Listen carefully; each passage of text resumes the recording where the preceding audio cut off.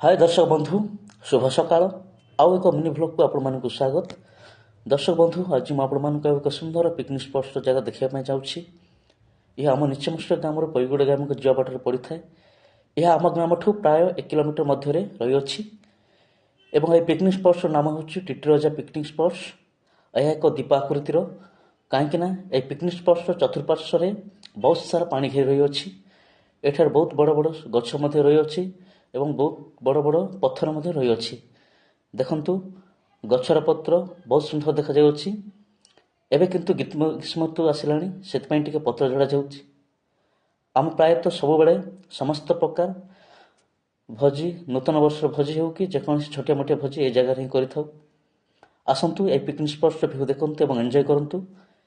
तेणु करी आपण मान गाँव में भी जदि ए भलिया सुंदर पिकनिक स्पॉट्स जगह अच्छी तार निश्चय कमेंट माध्यम जनातु एवं शेष लिखंतु जय जगन्नाथ।